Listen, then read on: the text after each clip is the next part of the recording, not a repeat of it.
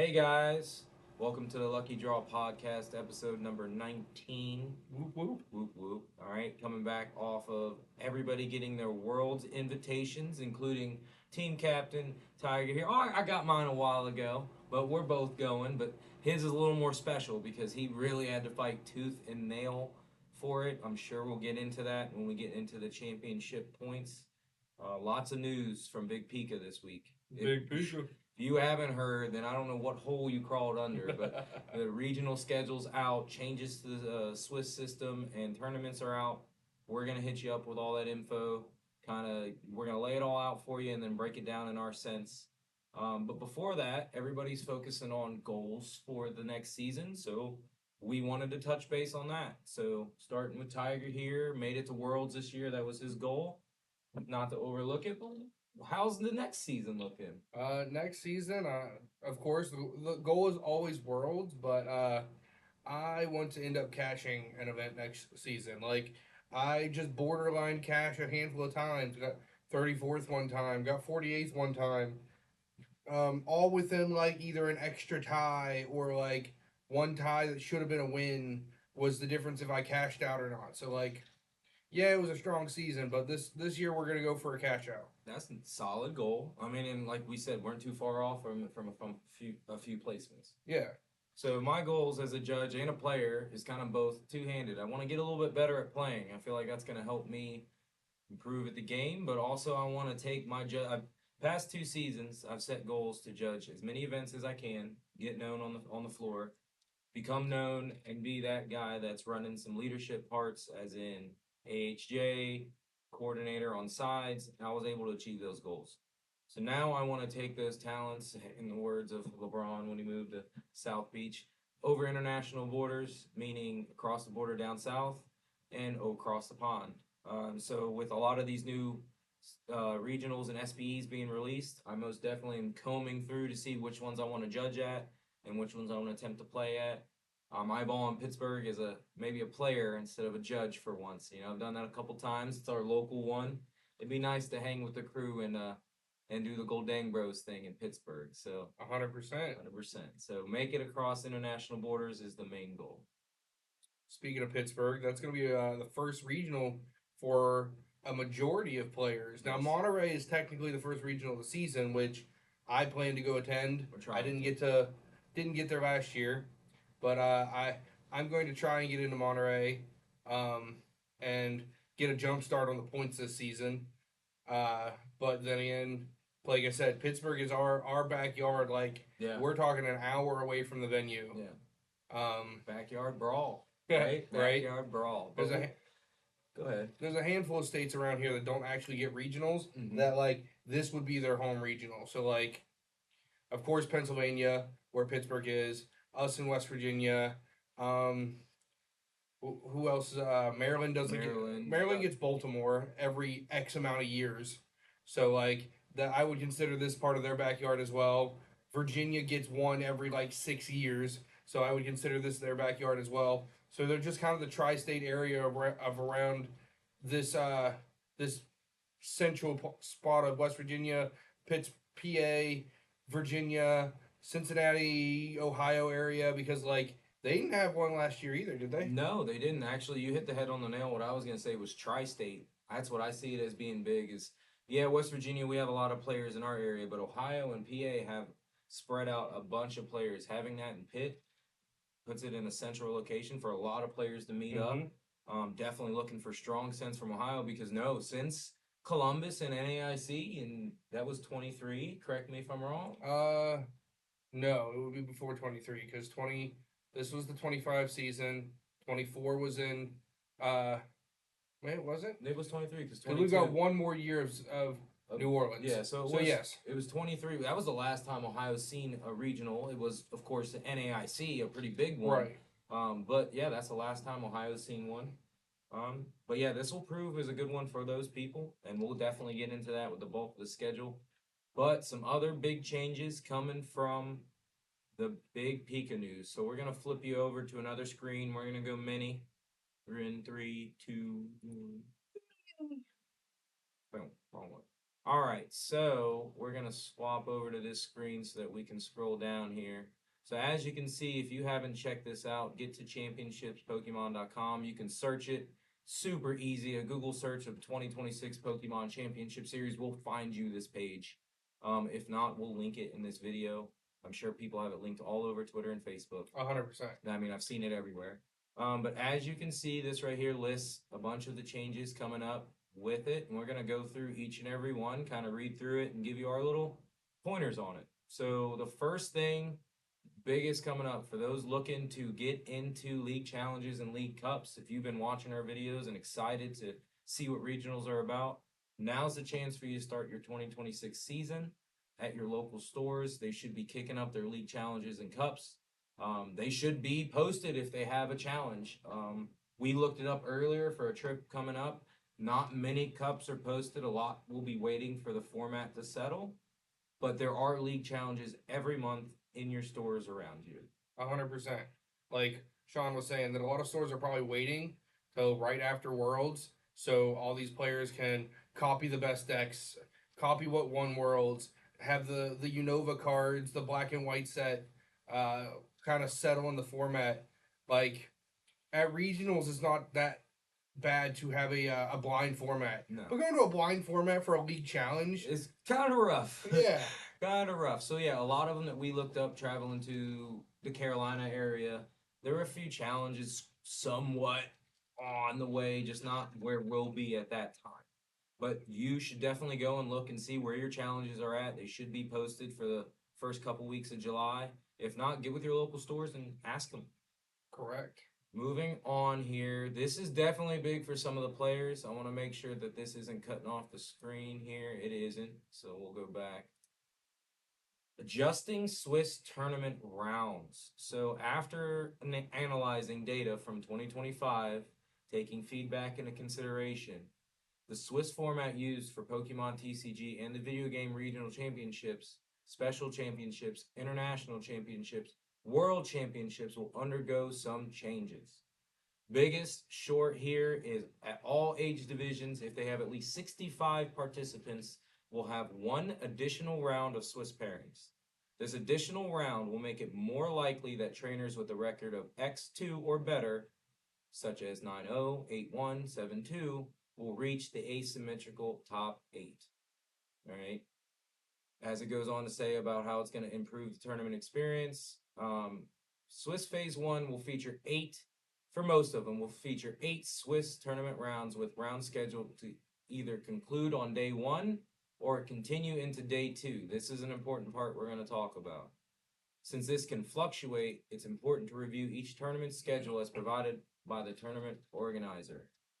One last part here, and then we'll go over it all. In an effort to smooth out tournament proceedings, ASIM Top 8 will now be capped at 16 total participants compared to the 32 total participant slots from the 25 season, regardless of the number of competitors tied with the 8th place competitor. Tournament results and community feedback pertaining to this change will continue to be closely monitored. I am highlighting that for a very important reason. So let me get back to where you guys can see most of this. And me and Tiger had some conversations on this earlier, so I'm gonna let him run his gab for a second, and save my breath so he can give you a little more idea what this means and how this plays into next season. So in general, we're still up in the air trying to figure out if the 65 players plus is going to affect day 1, day 2, a second phase 1 in day 2, how this is going to truly affect each round, each match. But that could mean that they're just adding an extra into day 2 Swiss, because that's still technically Swiss. But we have it posted to where 2,048 players equals 9 rounds of day 1. Mm-hmm. So on average, we're probably still getting 8 rounds of day 1. But the big difference here that's going to make a lot of people upset is the creation of ASIM was to get everybody at top 8 spot for that bottom 8 position a chance to go into top cut. Cutting out all these people. I know if I'm 17th, I'm going to be mad because I got stuck with top 32 points. I got stuck with top 32 cash out, and I didn't get to fight for my top 8 spot, like, or even top 16 spot, like these other players did. Yeah, and I mean that's not to say to not be happy about getting there because that would complete your goal of cashing out this Right, year, it would correct? be. But for example, here this isn't as important as a regional in money spots or point spots, but in the GLC Switch series at NAIC I was part of, there was a player that I know very well. I won't name names, no name. It's fine. The situation actually hurt him that he was ninth out of the top 8. So in this same scenario, he did not get the right to fight for the top 8 because of a Tom error earlier in the tournament, which forced a down pair, which fudged the numbers, and essentially, as though he met the same requirements as everybody else. In the Switch series, it was a hard top 8. Granted, there was no ASIM, but the what we're getting at is looking at that as a hard top 16. That 17th place player is going to feel really bad about continuing on, given the circumstance. They didn't get the chance to fight. Correct. Like all these people that are, if you get ASIM that goes all the way to top 32, sure, whatever. But they still got a chance to do it. If 8th place through 29th all had the exact same record, all of them should be able to fight for it. But that's just my opinion. And speaking of opinions, back to the spot that I highlighted, and we'll make sure I highlight it again. All right. And right there, get that highlighted, put it center of the screen.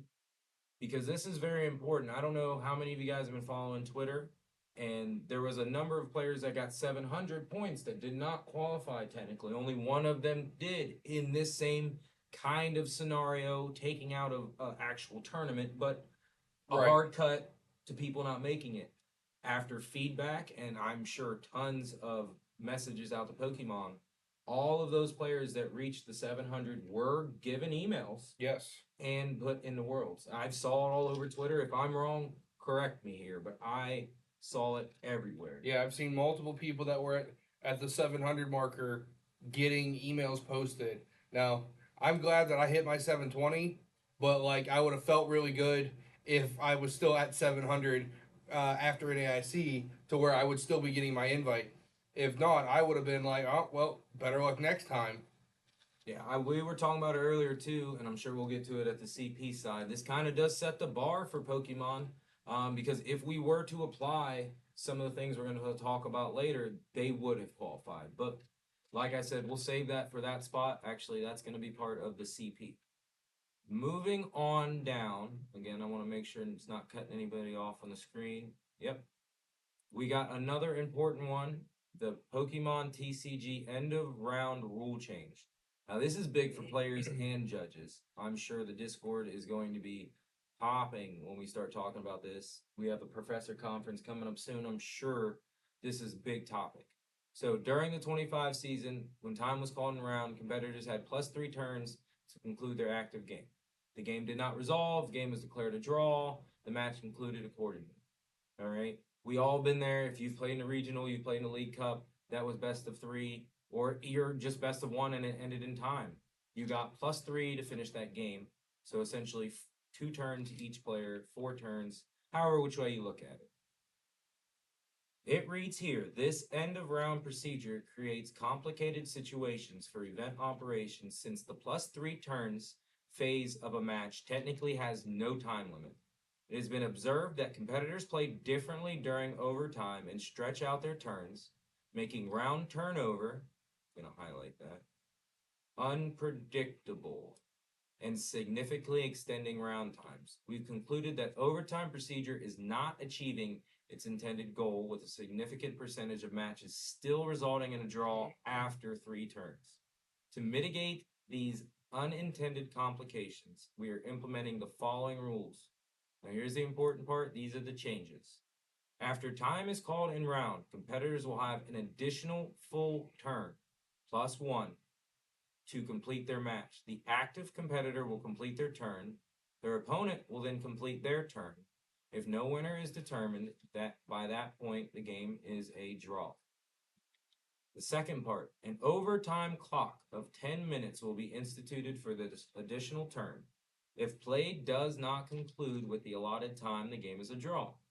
The overtime clock is intentionally long compared to the average turn length, with the hope that this clause will trigger only in extreme situations. I'm going to highlight this part where slow play penalties may already be considered and applied where appropriate. Now, again, I'm going to pass the mic to Tiger to save my breath, but this part's going to come important when I talk about the judge side of things. So, from the player perspective, Tiger, go ahead and give them a laydown on how this changes. Hold on. Actually, we lost the window capture. I have to put it back up. Sorry about that. I'm misclicking over here.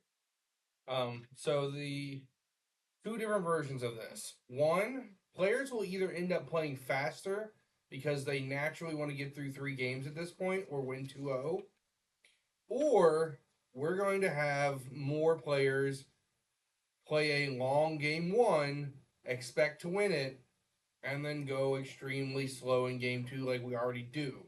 So we're going to see an influx of one of the two versions of that.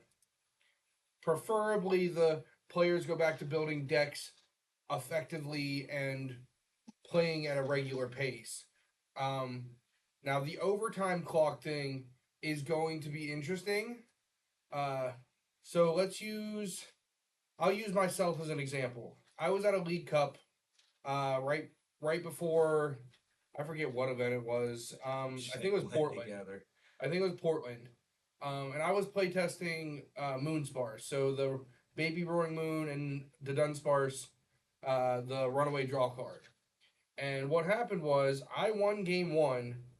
There was 11 minutes left in game 2, and I just used the Dunsparce 4 times. Shuffled, did a search card, got another to Dunsparce, shuffled, used my Artisan, played Iono, shuffled, did another to Dunsparce, searched out for the 4th to Dunsparce, did a attach for turn, did a monkey, did a whole bunch of just extra things that technically progressed the board state. And then I did my last to Dunsparce, and I was like, all right, cool. I have nothing else I can do to stretch this out. I wasted 8 of the 11 minutes. So to put that into perspective of overtime, if they call time on me and I've got all these actions I can do, and I burn 8 of those 10 minutes, you get 2 minutes to do your turn. Yeah. Hopefully you can win in that 2 minutes. To pull a page out of Tiger's book. But wait, isn't that stalling? Not really. So in terms, I think we use what the Curlier example as the better example. When you Curlia and you're discarding, drawing 2 cards, that's not taking much time for you to. And of course, refinement is out of format, but using the example, it's not taking you much time to decide what to do. The other thing is one thing going on. If you Arvin for Ultra Ball and a tool, you had an idea what you're going to do with that Ultra Ball. So the next search should be a little more expedited. Am I correct? Correct. That's the idea on the game. But let's say you're doing the Dunsparce, right? Runaway draw. You are drawing 3 cards, shuffling back in, and reassessing your hand, meaning there could be other plays going on. So while his prerogative was to necessarily keep this thing going, progressing the board at a state that's progressing, wasn't necessarily finishing the game, but was meeting an alternate win condition. Right, because I won game 1, and my opponent needed to take 3 prize cards, and they had to do a couple actions themselves, which meant that they were not able to take 3 over the 2 turns that they had. Okay, and that right there point is leading me into why I highlighted this earlier, so I'm going to re-highlight this. Boom. Extreme situations. It's a good part to stop it. Let me put it mid-screen and double check. Cool, it's mid-screen. So from the judge point of view, right? So now we're taking away +3, which that's going to be different for me to say. Mm-hmm. I'm going to say end around active player turn 0, you have +3. Now I'm going to have to flip it to, they know. There is no, unless they're, and that's the other thing is time extensions. are another thing we have to play a part in here, which isn't even mentioned, which I'm sure back to the professor conference, we're going to talk heavily about this. But in extreme situations where slow play penalties may already be considered and applied where appropriate. I want to break this down a little bit from the way that I see it. When we are judging tournaments, people, players, trainers wonder, where does slow play come into effect? How does this get penalized? A lot of times you have to alert earlier in the game that there's slow play from your opponent. From that point, it's marked into the RK9 system that this player got a slow play warning, right? So, in order to get to the point, fast forwarding to the end, you're in the overtime clock and you're trying to say that this player is taking all the time in the overtime so that you have no chance to finish the game. As soon as you notice that, that's where this in extreme situations comes in. Because as always, note to players out there, the earlier you call the judge on a possible slow play situation, the better it is for you to get that call in the future. If you notice slow play, say it. Be sure, all right, concise about what you're saying. Have an example. Let the other player explain their terms, but state that you believe there's slow play. I'm gonna pass it to Tiger here in a second so he can explain from the player's point of view. So, because I know some people are afraid to call the judge, but do not be afraid to. All right, all we're there to do is monitor the game and keep it moving. 100%. Calling your judge doesn't make you a bad sport. Doesn't mean that you were in the wrong. Doesn't mean that your opponent was cheating. Sometimes it just has to be done. A misplay happened. Um, somebody is taking too long, and you asked them twice already to finish their action. Just getting a judge over to monitor the game can help it progress. I've had a judge call on a person that now I called the judge on somebody who made a misplay. We were able to fix it, and it became a warning. And now on a regular basis, that person and I talk at regionals and compare decks and things like that. So it doesn't mean that you were a bad person for calling a judge on somebody.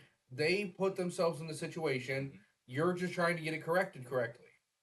So if somebody takes 25 seconds on to decide if they want a refinement or trade or Ultra Ball away the Nest Ball in their hand and they already have 5 bench Pokemon, that's not really something they should be doing. To back up to where Shawn was saying about if you played an Arvin to get an Ultra Ball and something means that you should know what you're going for, that is true. We have created the shortcut system where Arvin for Ultra Ball and a TM Devo that you're not using. Ultra Ball away the Devo and something out of your hand to find the next Pokemon that you need for the Pheasantipity or whatever to draw some cards. But the other side of that is that if you wait to play the Arvin until after you've done everything, you can still do all the extra actions first. So if I waited to play my Arvin, which this is a sequencing thing, that if I use my trade on Zoroark 2 times, and then I use my Pheasantipity, and then I use my Arvin, I might have already found a couple pieces that I needed from the Arvin where I can use the Arvin for something different. So shortcutting is only good when you're deadline hardlining a play. Yeah. So remember, when you do an Arvin for an Ultra Ball and then you do a bunch of other things and then you use your Ultra Ball, I'm going to call you out on it. Yeah. You knew what you wanted off the Ultra Ball. Why didn't you do it the right way? Or why didn't you find it when you were in there? Yeah, and my last point on and piggybacking off of that, I hope with this change, like we said at the very beginning, builds get faster. I don't mean that slow decks stop playing, but the builds start to do what they're doing a little bit quicker, getting a little more efficient, a little more consistent. And on the second side, we do the Arvin Ultra Ball to Devo, know what we're getting rid of because we're getting rid of the Devo, something in our hand, and you already preemptively put the Pokemon on bottom during your search. That's only going to expedite the game and get it to where what we like to find a finish. Nobody likes ties. Okay? Correct. IDs, ties are different. Natural ties, cool. But nobody likes forced ties. And in a system where we're rewarded for the higher points, we want everybody to win. And I know that's hard to say here in a game. Yeah. But like I still want to cheer Buddy on for winning because he finished the game versus him getting there because he stalled it out. Am I correct? I am more excited to lose 2-0 than to get beat 1-0 and you took the extra 30 minutes of game 2 to just do a bunch of irrelevant actions. This is you, Guardy players. Not as much now. Now it's more slow pull. They will. All right, nest ball for monkey. Your cloak. Your cloak. Iono. Your cloak. Your cloak. Evolve. Unfair stamp. Counter catcher. Attach return. And it took them 15 minutes to do that when I've seen all of you, the high level players and the lower level players, your cloak, your cloak, your cloak, your cloak, your cloak, recon, evolve, attach, Iono, counter catcher, do it all in 5 minutes. Why does it take you 25 minutes to do it game 1, but for a game 3 you can do it in 5 minutes? I'm sure that this rule is going to help us get to a better spot, or at least that's the intent of it. So we'll move on down to championship table adjustments. So we'll read it real quick, but this takes us to another window. So there's been some slight tweaks to the championship points and kickers for grand challenges, global challenges, league challenges, regional, special, and international championship events. What is a grand challenge? I need to look up a little more about the grand challenges. They're not necessarily things that I'm too keen on. So this is not something we do in America, No, I don't believe so. I looked up a little bit of information on it, couldn't find, but I will get you guys more. They now provide separate awards per rating zone, promote more opportunities to earn championship points in smaller rating zones. So right there is probably your point. We are not in a small rating zone. So this is going to be like your South Africa as part of your Oceanias, these Russia. I know there's like one registered player in Russia, so he's always number 1 in Russia, but he's the only person that's registered with TPCI in Russia. Yeah. League challenges kickers have been adjusted to better reflect average attendance. So if you're in a big league, that's going to help you out get some pickup points from your locals, which is, sometimes tough. More championship points have allocated to 9 through 64. This is the big one that's going to take us to the next page. Place at championship events. Well, if I have it up here right, I do. Let me scroll to the proper side. So we'll worry about prize payout later. So right here, I want to make sure it's not messed up. That's good enough. We'll scroll up if needed. All right, so right here again, I'm gonna pass the mic over to our resident point master. He's been crunching them all season, so he can continue to crunch them for you and explain how the change of top 64 helps the players. So from 120, the top 128 to top 64 is a 40-point jump. This past season, top 128 was 80 points and 64 was 100. And as we go forward, they're increasing exponential jumps and bounds to reward players, even if they don't get to go to as many, for having deeper runs. So if you get, let's do the math to get back to 700. Top 64 gets you 120. So let's say you get 3 of those. 3 top 64s at regionals is 360. You get your best finish of 4 in locals. So that's 200 from cups. Now you're at 560. You got 40 from challenges. You are now at 600. You have 2 more placements you can get. All right, 600. I can get 2 128s and get 160 from that. Now I'm at 760. 760 is higher than the bar was for this current year. Mm-hmm. But will it be safe for next year? We've got to wait and see because everything jumped up in points. Yes. So if a handful of people get these deep runs into the top 32 area where they're squeaking out 160 points, they doubled what you did as a 128 player, which is, in my opinion, worth it. Like, if you're going to get that top 32, you deserve to get double the points that the 128 guy did because they had to win roughly four to 5 more matches. Yeah, they had to put themselves in a much better position going forward, or as the spot you've been in fighting from the bottom, having to win out at 1-1-1 or whatever your worst start was to actually then get into the A2 this year. I can't remember exactly, but I know there was one like that. My worst spot was this year. I think I start at Milwaukee. I started what is it? 1-2-1, and then no, I was 1-1-1, and then one out all but one game, and then made it to, and then I just won out in day two. I went 3-0-1 in day two and got a top 64 for that. But if you want to talk worst position ever, my very first day two, I started 0-2-1, and this was when we were 100% playing 9 rounds. So I started 0-2-1, which means that any more losses or ties, I was out of contention and won 6 in a row to go get my very first day two. And that was playing Goldango. Hey, we love that one. I remember making him play that one. Pretty much forced him to play. It was a good time to play it too. It was really unexpected at that time. Mm-hmm. Played quad worker, 4 Pokestops. We were not scared of Path to the Peak. No. So real quick, here's the prize cash payout. So there's your targets there, Tiger. Mm-hmm. I don't believe those change much. They did not change as far as I know. So they're all still the same. I was looking for some other info that I don't seem to have up here. I was trying to find where they showed the change in how many were going. Because the next topic I wanted to talk about, we kind of touched on a little bit with the points. 700 being the bar.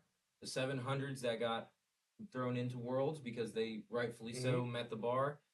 If we apply next year's qualification, those players would be in anyways because it's top 135. So while I'm looking for that info, I'm going to have Tiger talk about why we believe 700 is a decent bar, but also to be weary of it.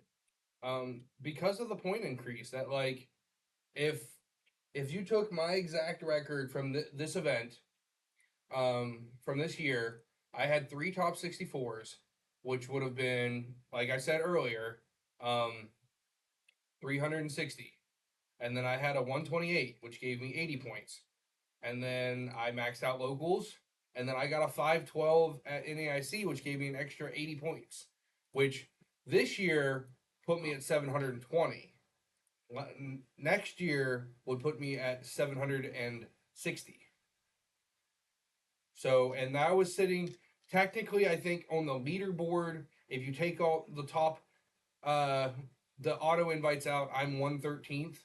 But on the official leaderboard, I'm 126th at 720. So it wasn't even secured. If they didn't do this auto invite thing, I wouldn't have made it at 720 points.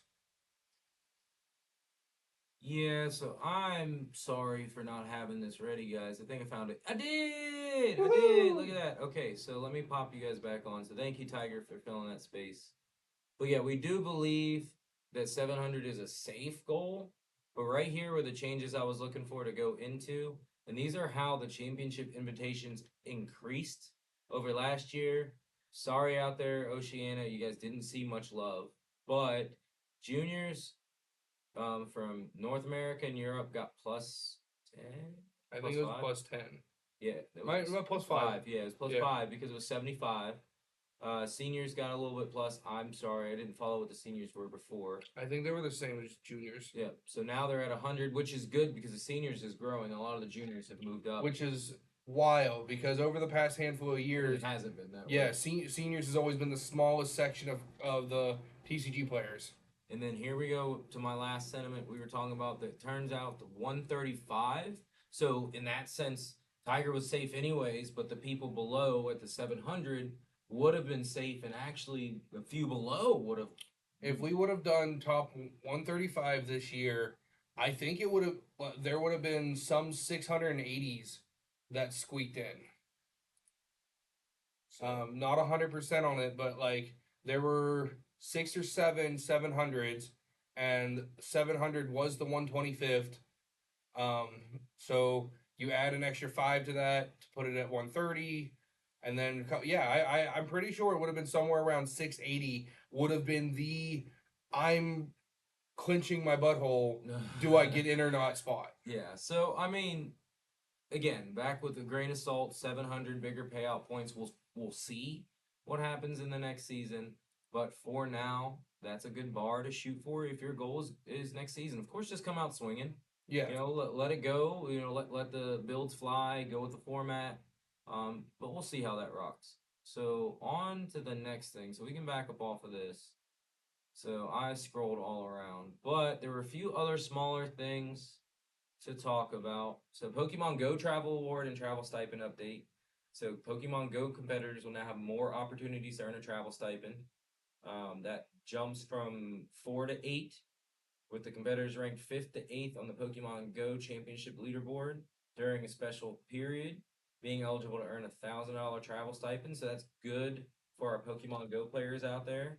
Congrats, Go players. All right, Ace Trainer. Some of you guys will be receiving those Ace Trainer rewards soon. I didn't quite get there. Spent too much time judging to add to my 50 points of CP, but it's okay. We'll shoot for it next year. So if you were wanting those Ace Trainer promos, it is back again, this time with a full season announcement. So starting out, some of you can set the goal maybe low to get to 200 and go from there. Yeah, for first years that are going to maybe one event this year, and like your max competitiveness is your local league challenges and cups. You might travel 45 minutes to another league to do a cup. Make that a goal. If you're not overly competitive and you want to take your favorite jank deck to locals, that's your goal this year. Hit the 200 with your favorite deck and make Ace Trainer spot and post it everywhere that you did it with a non-meta or you did it with your favorite Pokemon. Trainer deck. I mean, you got Stevens and Ethan. We got Ethan, Steven, Cynthia, Team Rocket. Like, you've got all kinds of different ones that you could do if you have a favorite trainer as well. So there you go. And the next up revolves around Unite. So a lot of you, if anybody was at NAIC, they got to see a little more of Unite up close. Unite's a pretty fun game. Not my cup of tea. I know Tiger and you guys are playing a little bit, moved on to a different MOBA. But for those that are interested, they are trying to kind of integrate them more into regionals. So without me reading all this, I'll save my breath a little bit on this one. Essentially, they're not going to operate on championship points. Instead, they're going to get invites through these 3 primary methods. So essentially qualifying in tournaments, such as finishing top 2 in a Unite Regional League, winning an AS Cup at EUIC, Asian Champion League, or final stretch at NAIC. So you win at the ICs, or you win at a Unite Open Last Chance qualifier, which I'm not sure how often those launch and go on. I'm pretty sure that's a new thing, which is we for Worlds for Pokemon and the TCG. I don't know if VG ever did it. They used to have an open qualifier at Worlds that if you day 2 the open qualifier, you could just play at Worlds. Okay. So I think this is basically their same idea. If your team wants to travel to Worlds for a shot at getting into play, you can do this. Hey, that's good to incite that. I mean, everybody loves the underdog story, talking about the underdogs as we work up for Worlds. We'll get more talk with that as that whole thing falls together. All right, so the schedule, that's the next big thing we're going to talk about. So if you haven't seen yet, there is a whole new schedule out for the 2026 Pokemon season.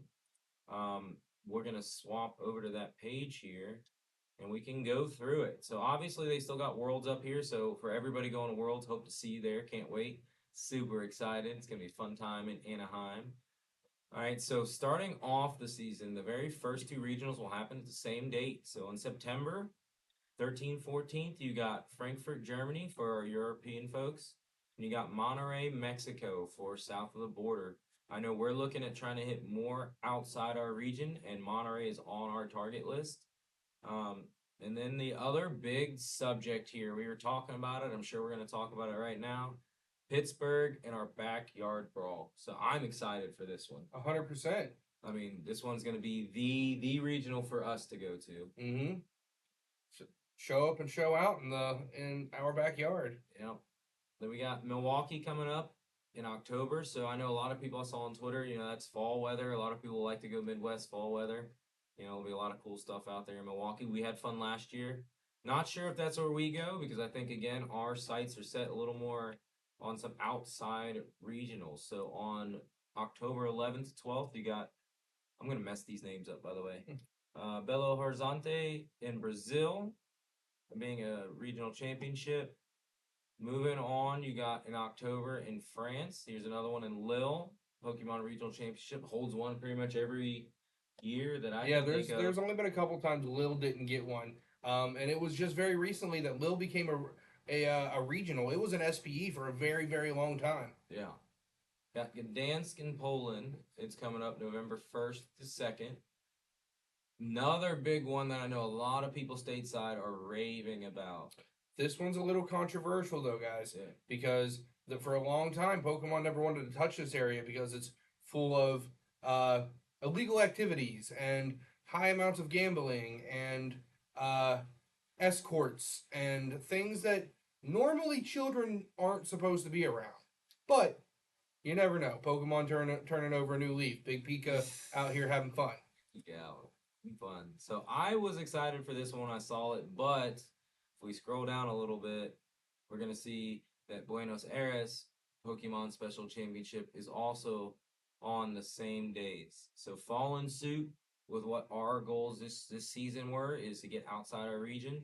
Probably gonna end up passing on the Vegas, shooting for the Argentina Special Championship. SPEs are kind of where it's at. I know we're gonna get into that topic here at the end of this, because that's what I got written down. Before you guys start flaming us already, I did it in my home region. Didn't go outside this year. So if I want to travel for fun, because remember, this is a game, Yeah. and I'd like to see sights, I'm gonna go hit up some SPEs. Yeah, they might have a few less players at them, but they're still regional level events. Yes. So at the end of November, we got Stuttgart in Germany. You got Mérida in Mexico in January to 24th, 25th. Got Birmingham in the UK. We got Auckland, which is another SPE in New Zealand on January 24th, 25th. Again, if you haven't noticed a kind of trend here, we're getting same day tournaments on this in different areas. Kind of maybe that's to split up the play group, not sure. Santiago in Chile is another regional here in February.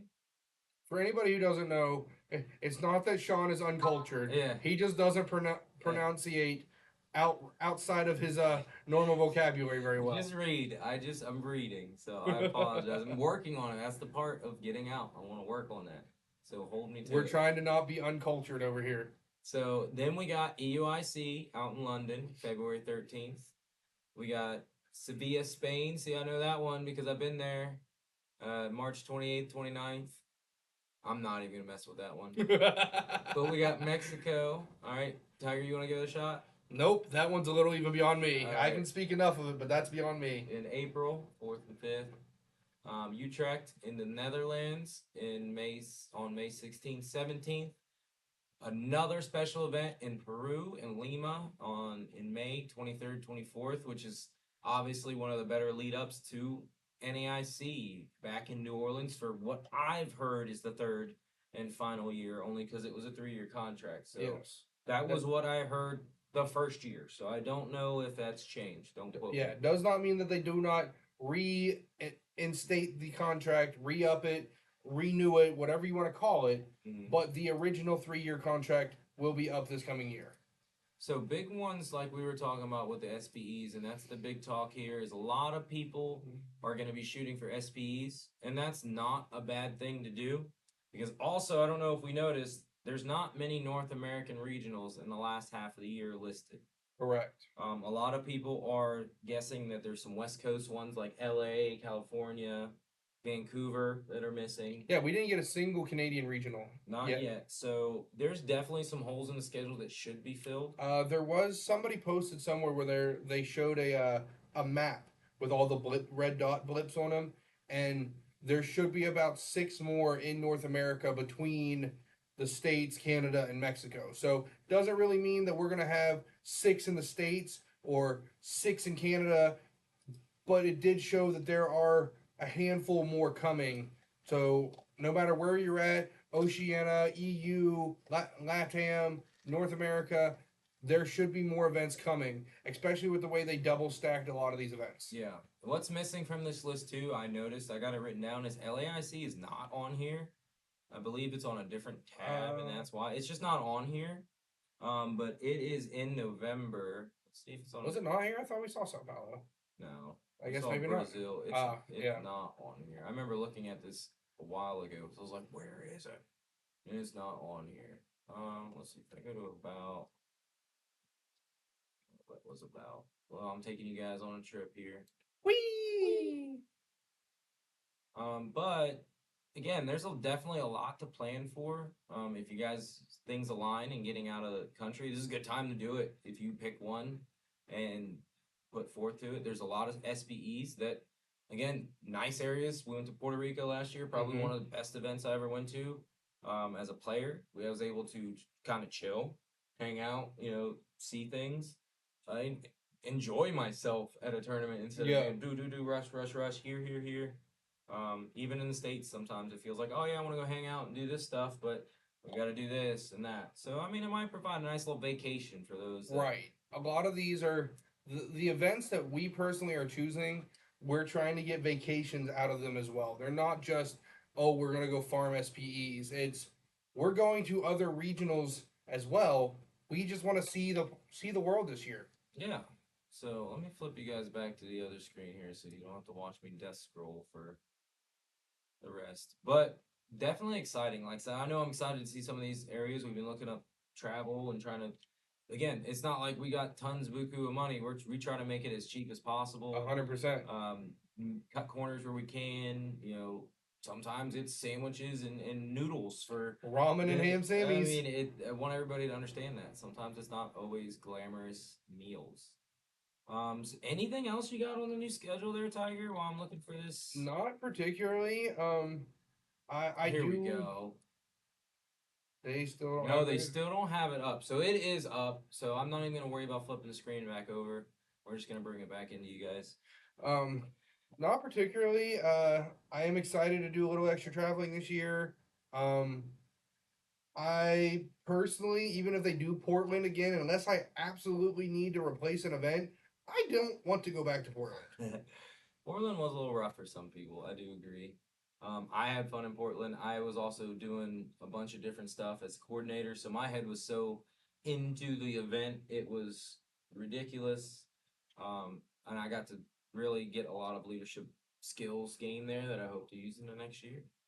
One thing I do want to add, this is not a sponsorship video, but we did go to the Rose Poke 5K, and the owner or manager, Brian, I think his name is, he gave me a free pack to test out and try. So over the next couple weeks, I'll probably be sleeving up a deck with him, and I'll give a review on it.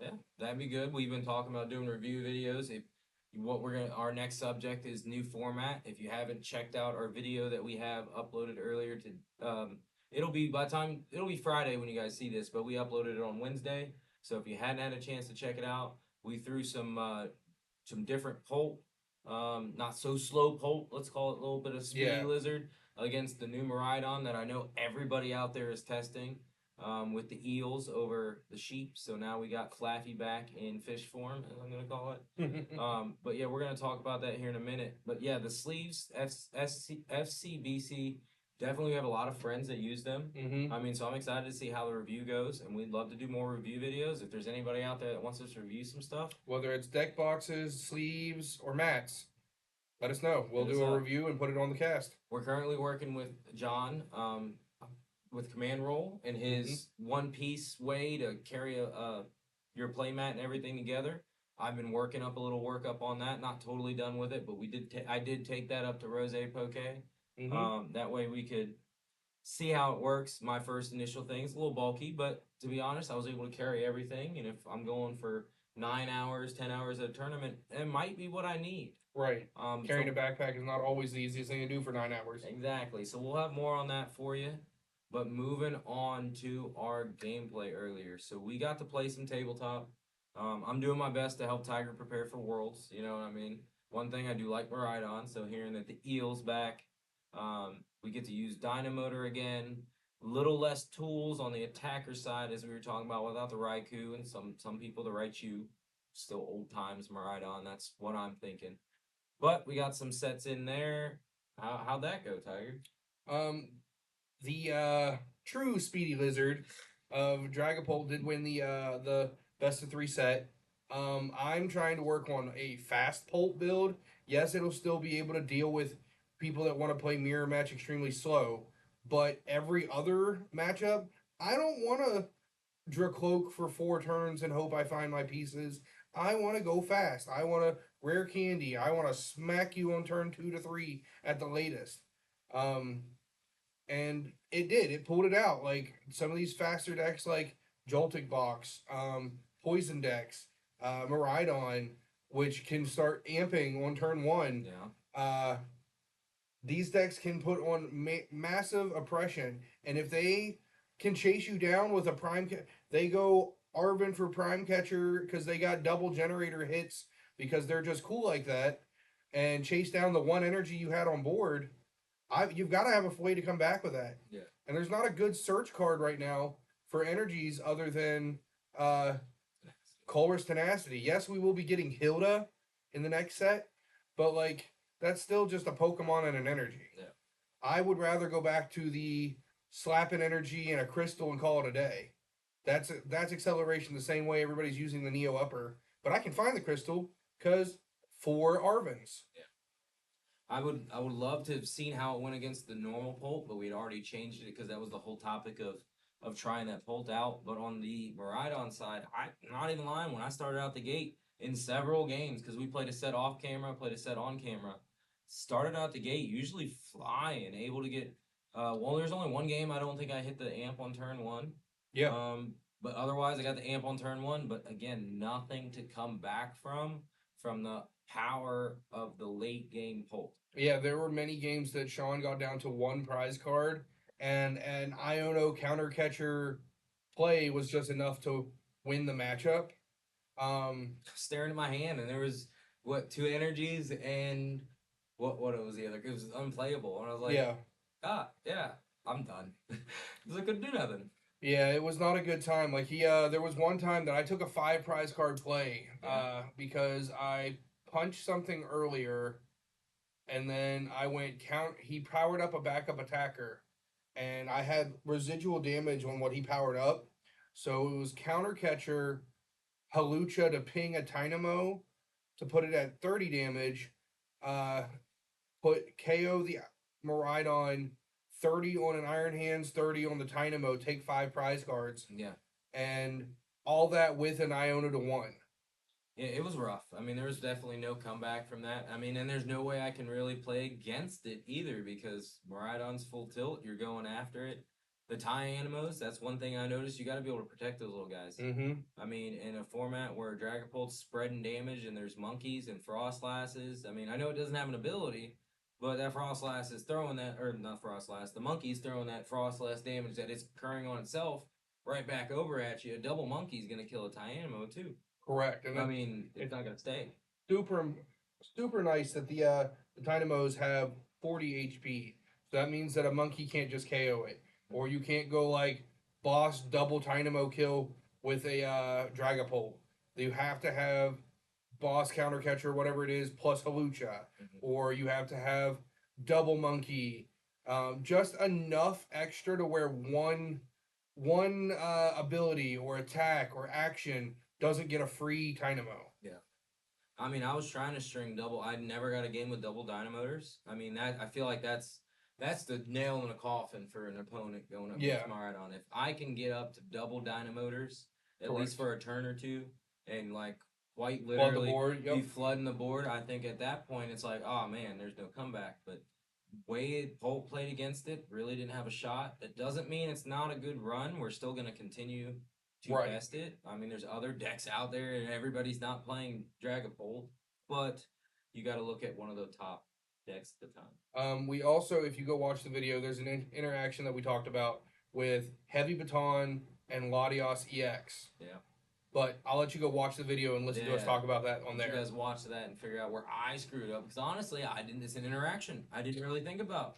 Kind of glad that we did go over it because now going into Worlds and all this other stuff, next format, it's something to think about. There might be somebody that just overlooks it and be like, all right, cool, I did this action. And they weren't supposed to. So, all right, guys. That's it for us. Yeah, we're in this heat advisory, so I think we're gonna find somewhere to cool down for a little bit. Yeah, 91 degrees in West Virginia. We're not 100% used to that. Nope. But yeah, we're almost at the hour mark, so stay lucky. Stay lucky.